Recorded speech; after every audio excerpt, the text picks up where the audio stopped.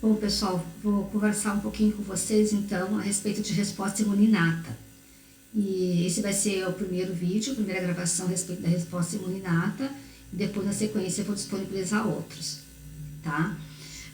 Então, como eu falei para vocês já na outra aula, a imunidade, ela pode ser classificada em dois tipos, uma imunidade inata, que também é chamada de inespecífica, ou então imunidade específica, também chamada de adaptativa, tá?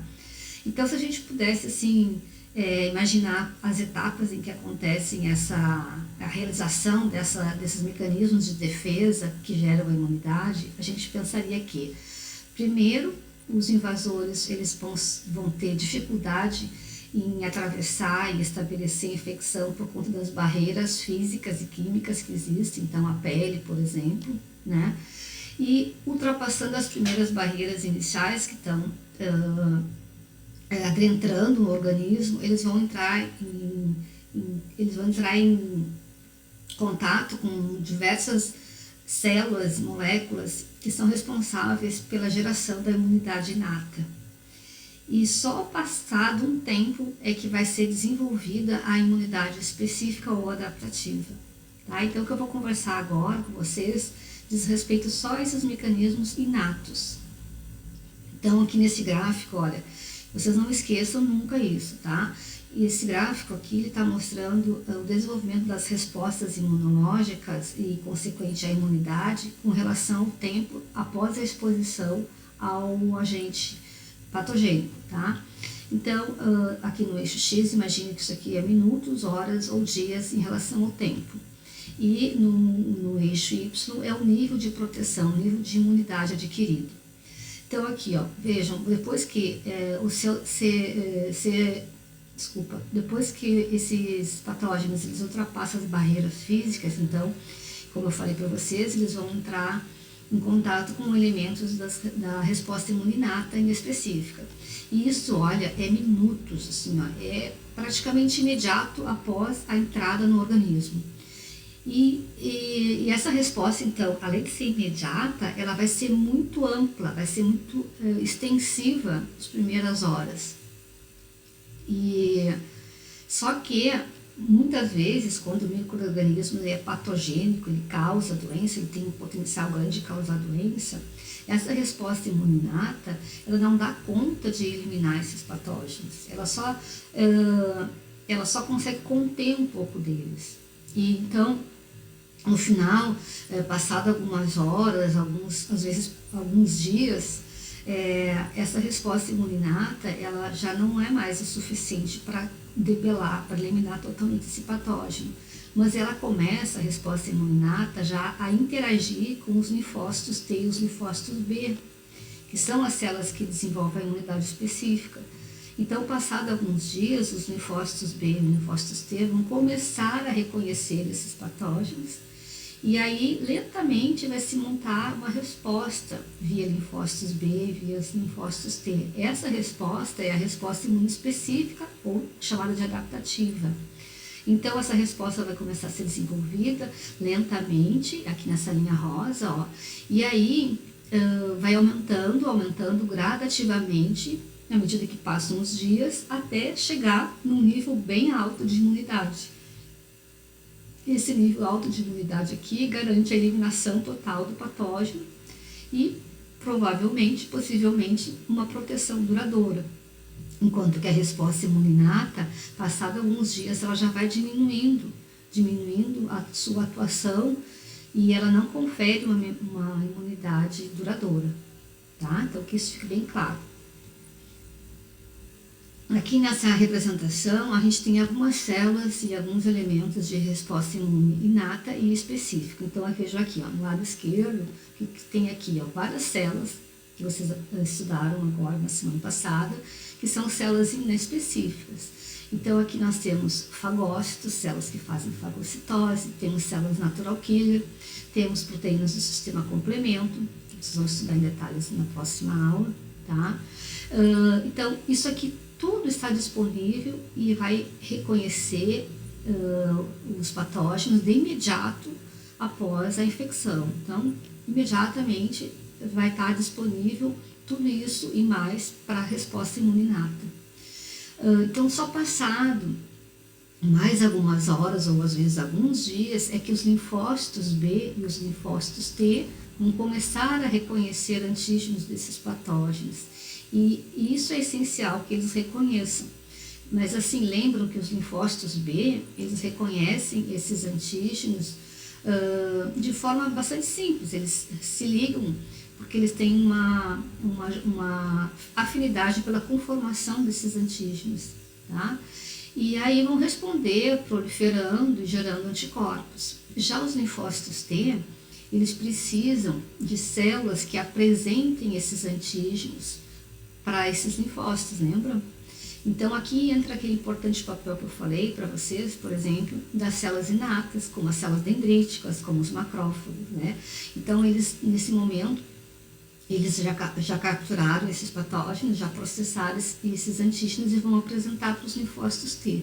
Só então é que os linfócitos T vão proliferar, gerando uma resposta imune, tá? Então, passado alguns dias é que a gente vai ter essa imunidade.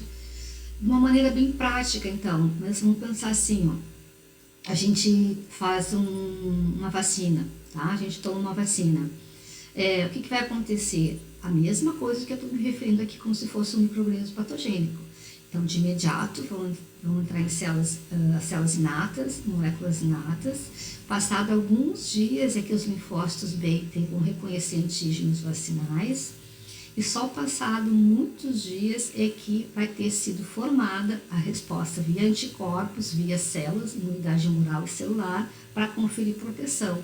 Então, em hipótese alguma, provavelmente antes de uma semana eu não vou ter adquirido a imunidade específica, mesmo tendo feito uma vacina. Então, geralmente após uma semana, 10, 15, às vezes até 20 dias, é que eu posso detectar uma imunidade específica de forma considerável.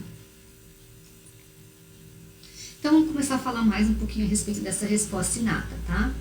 Então, relembrando, algumas características da resposta inata. Ela é imediata, né? Então, ela é imediata, como eu já falei para vocês, é de imediato, todas essas células estão sempre disponíveis, as moléculas estão sempre disponíveis. Elas possuem pouca capacidade de diferenciação entre os antígenos dos patógenos, então elas não conseguem distinguir pequenas diferenças, elas reconhecem porções que são muito bem conservadas entre os diferentes tipos de agentes patogênicos, tá? Outra coisa é que esses mecanismos inatos e específicos, eles funcionam basicamente sempre da mesma forma, independente do tipo de agente. Então, independente se for uma bactéria, ou um fungo, ou um protozoário, elas vão fazer fagocitose da mesma forma, vão tentar destruir da mesma forma. Lembram também que essas células da resposta inata, elas vão influenciar a natureza das respostas adaptativas. Então, o tipo de resposta inata, as moléculas que vão estar sendo produzidas nesse momento, nessas primeiras horas, também são cruciais, importantes para designar, para informar que tipo de resposta específica também vai ser gerada, tá? E além, claro, de combater agentes patogênicos, essa resposta imunológica, ela também é capaz de eliminar células normais, no processo fisiológico, células que estão sofrendo apoptose, células que já estão morrendo por processo fisiológico, ou então elas também são responsáveis pela regeneração dos tecidos. Para vocês terem uma ideia, né, uma curiosidade, se estima que o sistema imune inato, então essas células aí, que eu falei que tem pouca especificidade, os macrófagos, os neutrófilos, os mastócitos, os eosinófilos, enfim, que essas células reconheçam cerca de 1000 produtos, então 1000 moléculas, tá? Somente cerca de 1000 moléculas. E por isso que eu digo, são só 1000 moléculas, mas elas estão presentes em muitos diferentes tipos de patógenos, tá? E enquanto que os linfócitos B e os linfócitos T, que são as células da especificidade da resposta, né? Então, reconhece milhões de estruturas diferentes. Então, um indivíduo, ele é capaz de ter bilhões de linfócitos B e cada um desses linfócitos B reconhecer uma porção diferente de um antígeno. Então, reconhecer o que a gente chama de epítopos. Cada um reconhecer. Então, isso é uma gama muito grande de diversidade. E só que só se liga naquele, não se liga em mais nenhum, só específico para aquele antígeno ali, para aquele epítopo daquele antígeno, tá? Então, o que existe de mecanismo inato, né, para a elaboração da resposta? Existe basicamente células e moléculas, tá? Então, as moléculas e as células têm diferentes funções, mas basicamente precisam detectar esses patógenos invasores, né, e destruir esses invasores, tá? Vamos começar um pouquinho a pensar a respeito das primeiras barreiras inespecíficas, que são as barreiras físicas, né, que existem na pele ou nas mucosas. Então, rapidamente, fazendo uma reflexão, a gente vê que a pele é um órgão super potente, super eficiente na contenção, né, na penetração de diversos micro-organismos patogênicos. Isso se deve a várias razões. Por exemplo, as junções das células são muito unidas às células epiteliais, então não existe muita possibilidade de penetração por entre essas células endoteliais. A falta de umidade, então a pele ela tem uma umidade que é restritiva para dependendo do tipo de agente. Tanto é que, por exemplo, aqui eu desenhei botei essa foto desse bebezinho, desse cachorrinho, né? Quando são muito gordinhos e tem essas dobrinhas, nessas dobrinhas se acumula muito mais umidade e isso acaba favorecendo então o surgimento de infecções tanto bacterianas quanto fúngicas, né? Então a umidade ela é um bom fator para conter ou não, dependendo do tipo de agente patogênico, né? Além disso, a pele descama constantemente, então essas células são constantemente renovadas. O pH da pele é muito baixo, então também dificulta a instalação de alguns micro-organismos. E a pele, assim, não só a pele, mas também todas as mucosas, elas possuem uma coisa que eu queria que vocês não esquecessem, que são peptídeos antimicrobianos, tá? Que aqui está representado aqui, ó, como essas bolinhas aqui, ó. Esses peptídeos antimicrobianos são produzidos pelas células dali e pela microbiota dali. Então, a microbiota, que antigamente a gente chamava de flora comensal, ela é constituída de muitas bactérias diferentes, tá? Que vão habitar todos esses tecidos, então a pele, essas mucosas.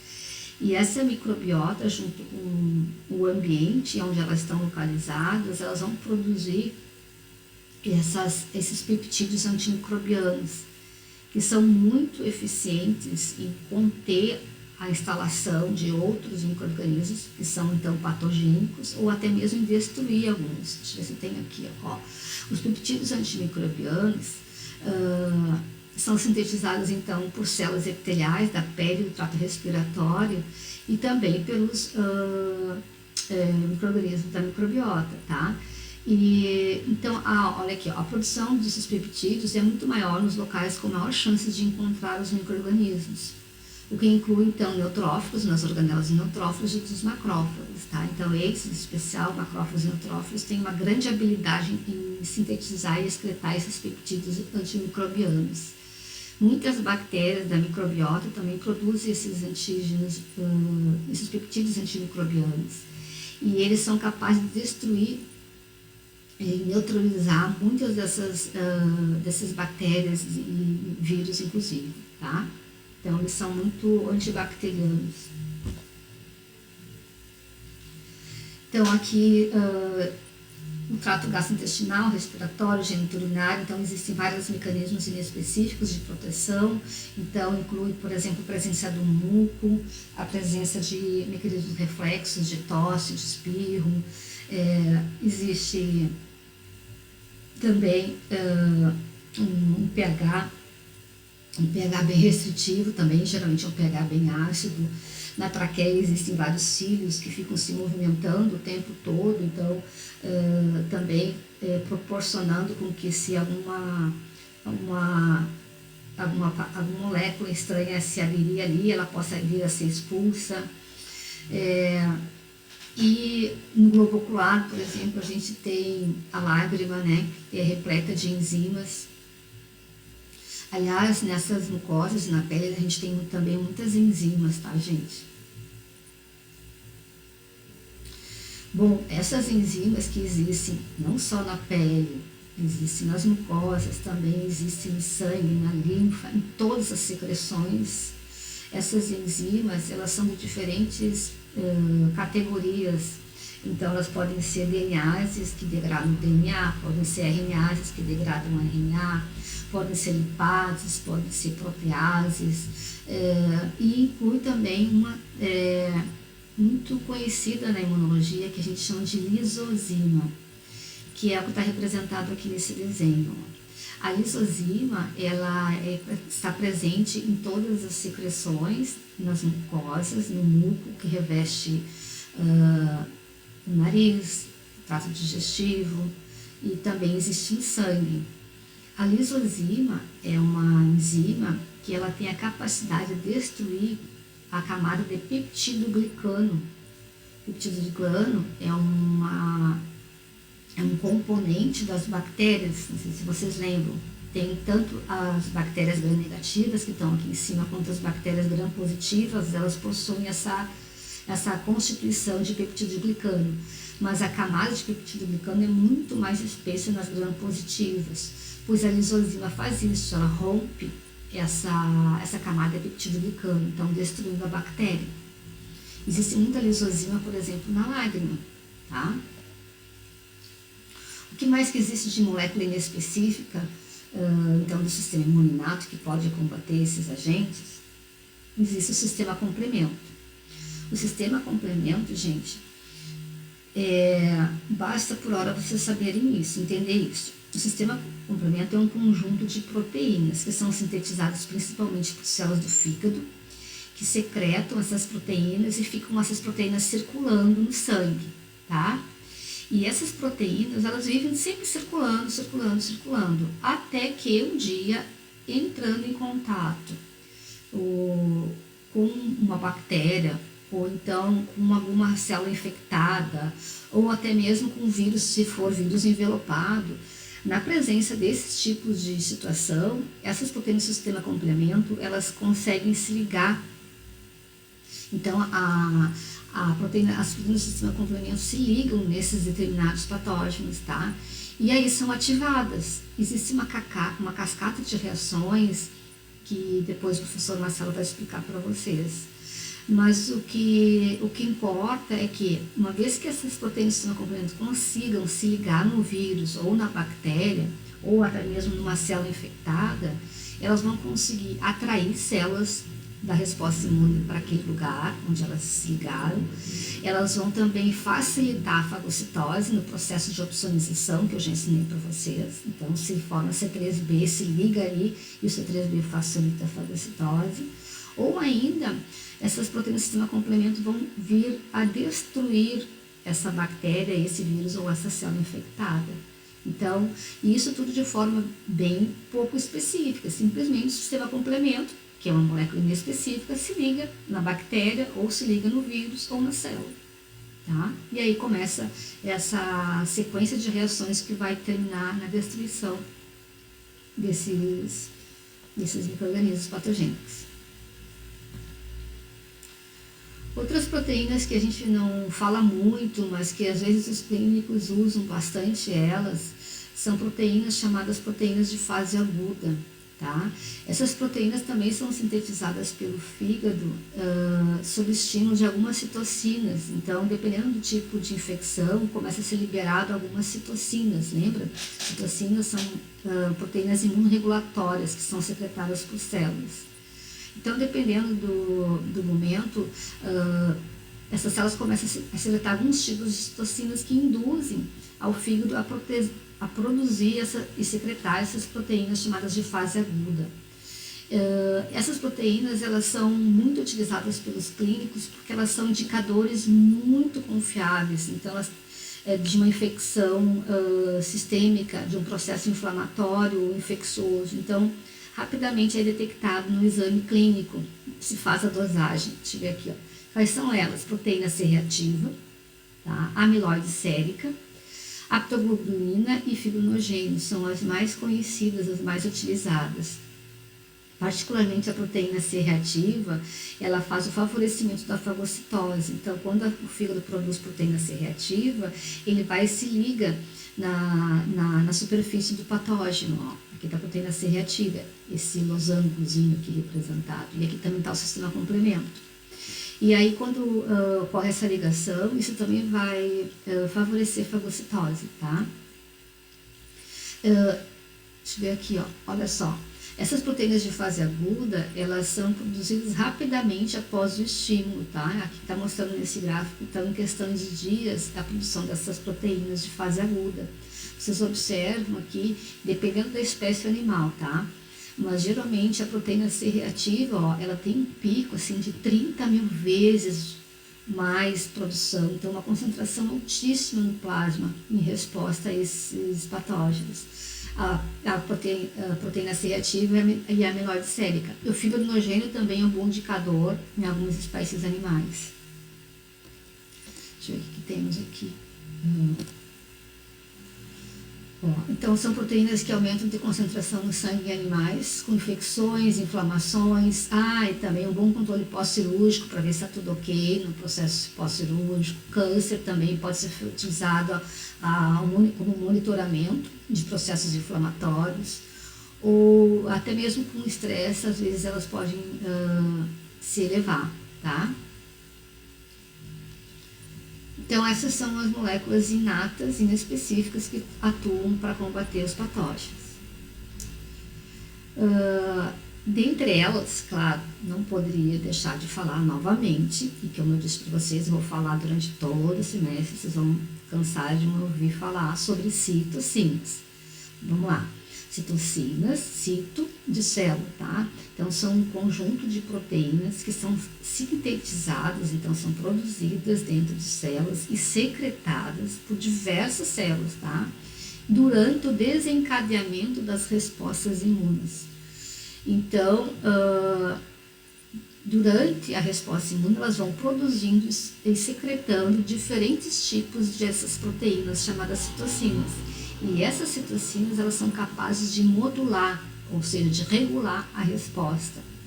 Aqui nesse desenho, ó, imagine que aqui nós temos um macrófago, que é essa célula que tem um núcleo em formato de rim. E aqui nós temos linfócitos, tá? Linfócitos, essas células redondinhas aqui, tá? E também temos, vamos imaginar que aqui em roxinho é um linfócito e aqui em amarelinho seria talvez um basófilo e aqui um macrófago. Bom, o que acontece? Ó? Esse macrófago, ele está respondendo algum tipo de reconhecimento, está respondendo, secretando citocinas. Vocês vejam que essas citocinas atingiram essas outras células. Então, ocorre uma espécie de comunicação entre as células por meio dessas citocinas. Existem várias características diferentes em relação a essas citocinas. Vamos entender. As citocinas, elas possuem efeito endócrino, parácrino e autócrino. O que significa isso? Ó, essa célula aqui, ó, essas células aqui da direita, tá? Essas células, vamos imaginar, são todos linfócitos, tá? O linfócito, então, secreta uma citocina, não só linfócitos, é só por exemplo que eu disse, qualquer célula. Elas secretam citocinas que elas mesmas capturam, então, um efeito auto a si mesmo, tá? Autócrino. Então, elas secretam e elas mesmas capturam, então elas se reestimulam com essas citocinas. Ou então, elas secretam e essas citocinas caem na circulação e vão atingir células longe dali, é o caso aqui da letra E, ó. Então, elas vão resultar num efeito endócrino, longe dali. Ou então, essa célula secreta uma citocina que é capturada por células próximas dali. Então, isso seria um efeito parácrino, tá? Então, a citocina pode atuar sobre ela mesma, sobre células próximas dali ou por células longe dali.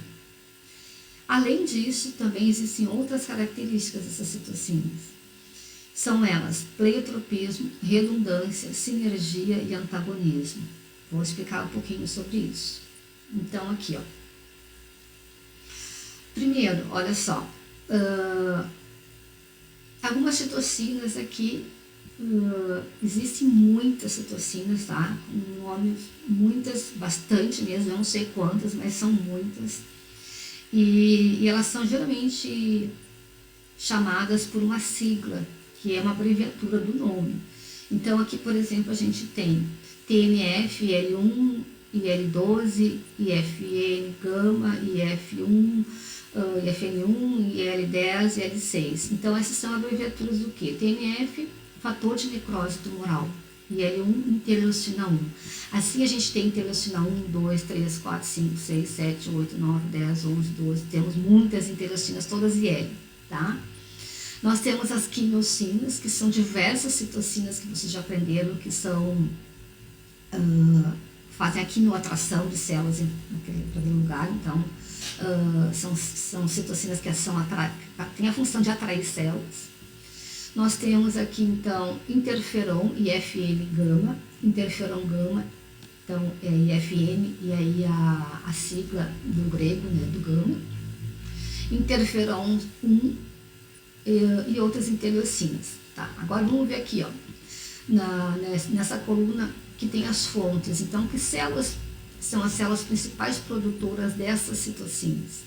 Vocês observam aqui, ó, claro que vocês não vão decorar isso, mas vocês observam aqui, ó, que uma única citocina, ela é sempre produzida por mais de um tipo de célula. Ou seja, não existe uma única célula que produza uma única citocina. Tá? Então, várias células produzem a mesma citocina.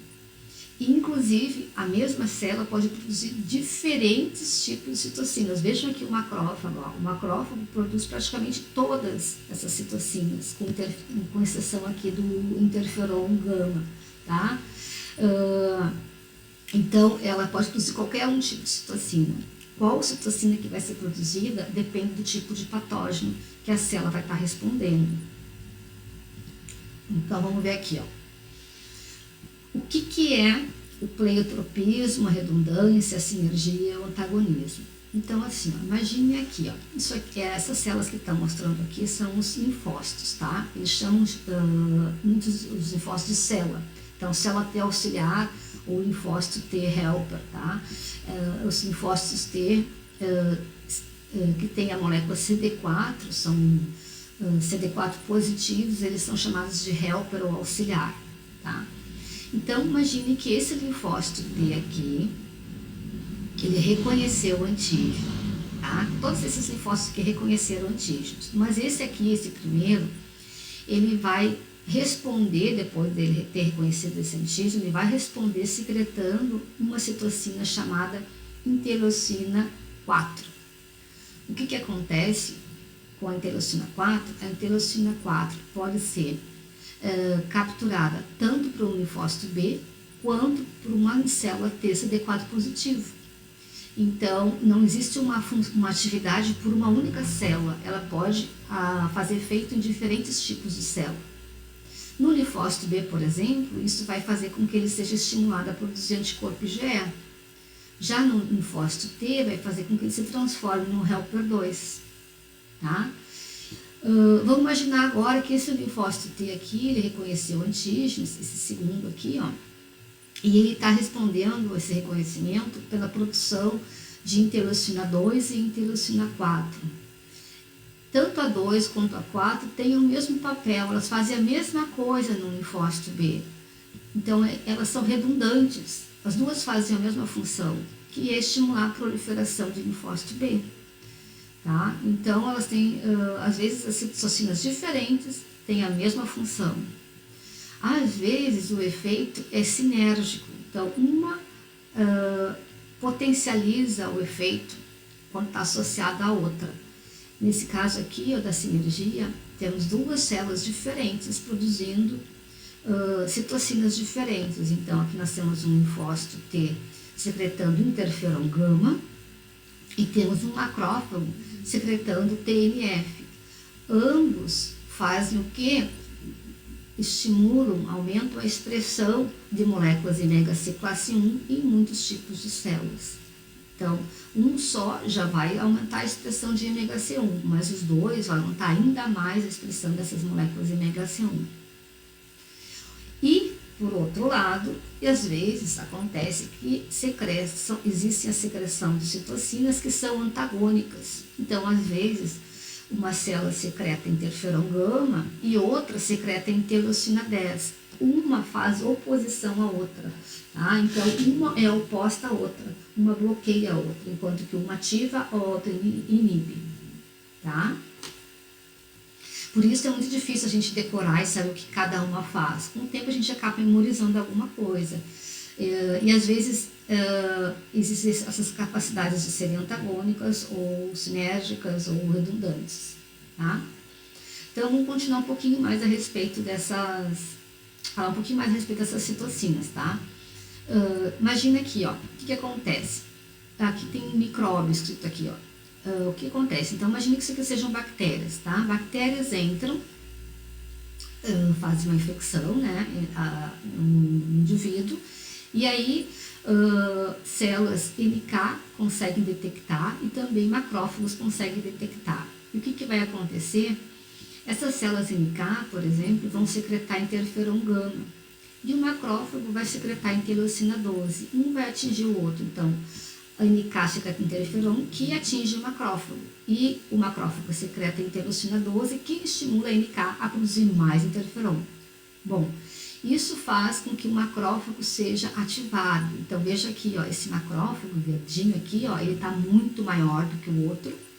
Então, o interferon gama atinge o macrófago e aí o macrófago fica muito maior e aí consegue também destruir a bactéria que ele fagocitou, tá?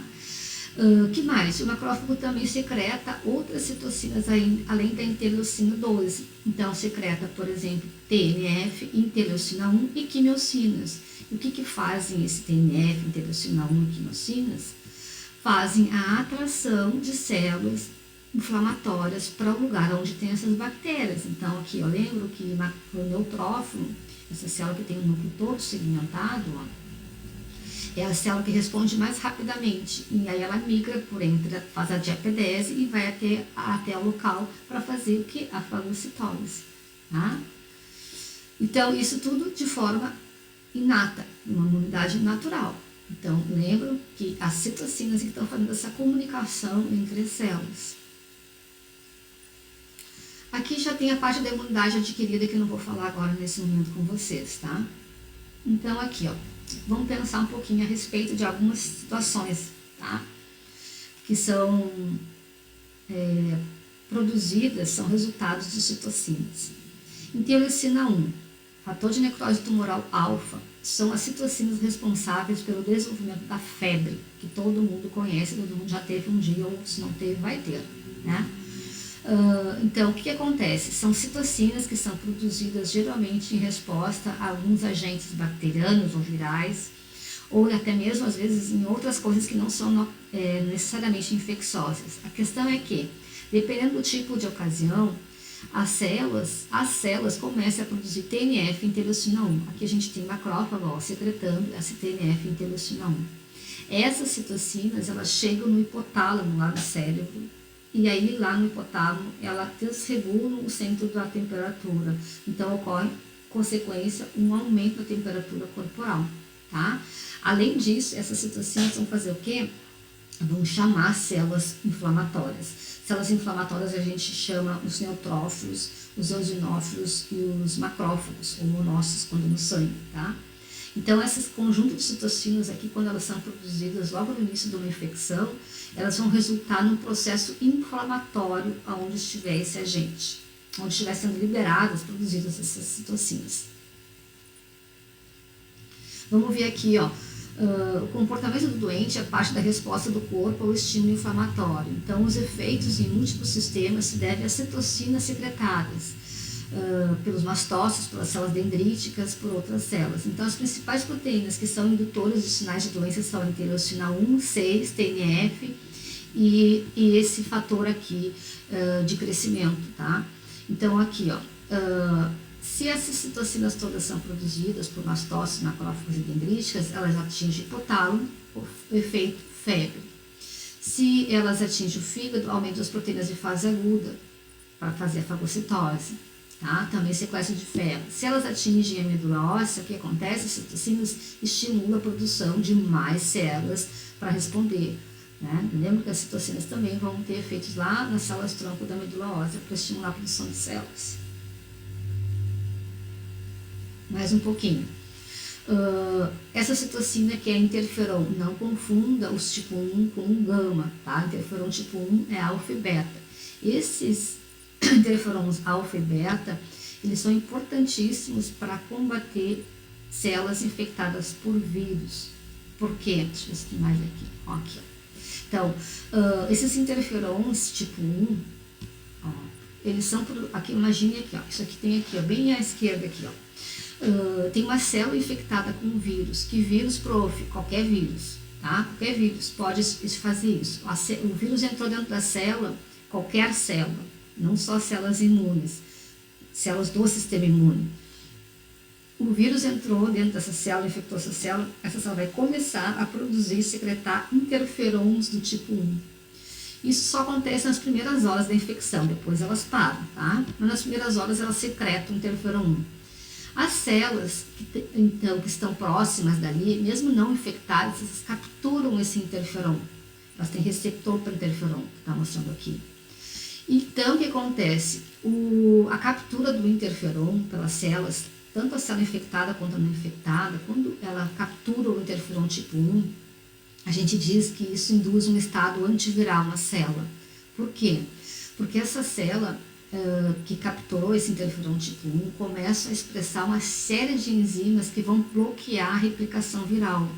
Então, enzimas que vão inibir a síntese de proteínas virais, enzimas que vão degradar a RNA viral, enzimas que vão inibir a expressão de genes virais. Então, bloqueia tudo dentro da célula e, consequentemente, não tem como ser produzido novos vírus dentro das células.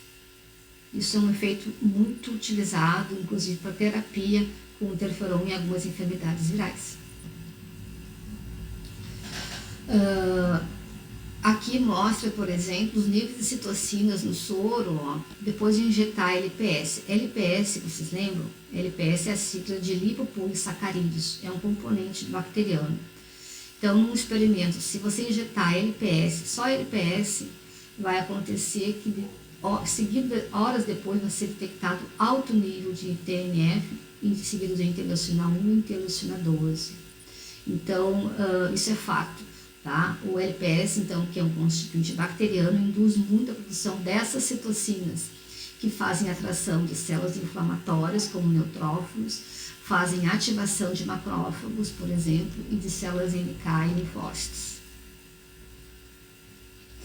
Bom, pessoal, eu vou encerrar por aqui, tá? Essa primeira parte da disciplina, e essa parte da aula de hoje, desculpa, e agora eu vou passar para a gravação da outra parte, que também diz respeito à resposta imunolata, mas a gente vai discutir sobre outros assuntos para não ficar muito extenso essa nossa aula, tá?